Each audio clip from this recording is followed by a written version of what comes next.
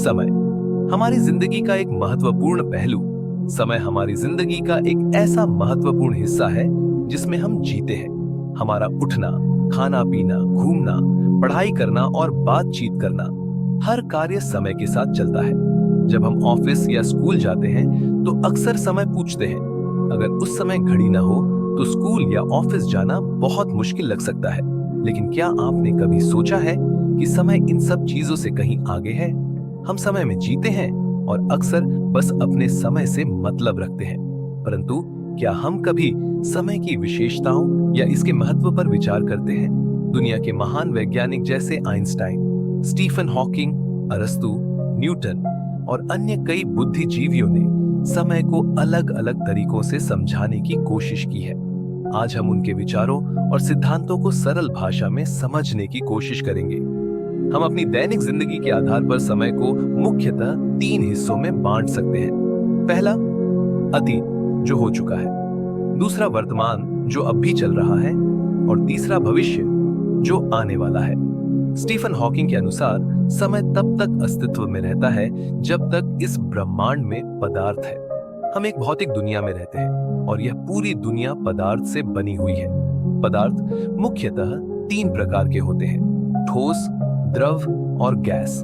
आपने स्कूलों में पढ़ा होगा कि पदार्थ परमाणुओं से बना होता है। इन परमाणुओं की एक प्रवृत्ति होती है जिसे हम एंट्रोपी कहते हैं। ये प्रवृत्ति पदार्थ को निम्न ऊर्जा स्तर से उच्च ऊर्जा स्तर की ओर ले जाती है। एंट्रोपी मुख्यतः 3 ताकतों से प्रभावित होती है। पहली है इलेक्ट्रोमैग्नेटिक बल जो एंट्रोपी को कम करता है। दूसरी है गुरुत्वाकर्षण बल जो भी एंट्रोपी को कम करने में सहायक होता है। और तीसरी है बाहरी ऊर्जा जैसे गर्मी जो एंट्रोपी को बढ़ाती है। बिग बैंग थ्योरी के अनुसार लगभग 13 अरब साल पहले ब्रह्मांड एक छोटे और घने कॉस्मिक एग के रूप में था। इसके बाद एक भयंकर विस्फोट हुआ जिसे बिग बैंग कहते हैं। इसी के साथ ब्रह्मांड का विस्तार शुरू हुआ और समय तथा पदार्थ का जन्म हुआ। इस विस्फोट के बाद परमाणु अपनी प्रवृत्ति के अनुसार निम्न एंट्रोपी से उच्च एंट्रोपी की ओर बढ़ने लगे। ब्रह्मांड का यह विस्तार आज भी जारी है। खगोल शास्त्री हबल के अनुसार हमारी आकाश गंगाएं लगातार फैल रही हैं। आइंस्टाइन के सापेक्षता के सिद्धांत के अनुसार पदार्थ और ऊर्जा एक दूसरे में परिवर्तित हो सकते हैं। इसका मतलब है कि पदार्थ और ऊर्जा एक ही चीज के 2 रूप है। डार्क एनर्जी ब्रह्मांड के विस्तार का मुख्य कारण है। ये गुरुत्वाकर्षण बल के विपरीत काम करती है। वैज्ञानिक मानते हैं कि एक समय ऐसा भी आएगा जब ब्रह्मांड का विस्तार रुक जाएगा और यह फिर से संकुचित होकर एक घने कॉस्मिक एग का रूप ले लेगा। इसके बाद एक नए बिग बैंग के साथ समय और ब्रह्मांड की फिर से उत्पत्ति होगी। हमारी दुनिया मुख्यतः 2 रूपों में मौजूद है। एक भौतिक जो पदार्थ से बनी है और दूसरी अभौतिक जैसे ऊर्जा, विचार और समय।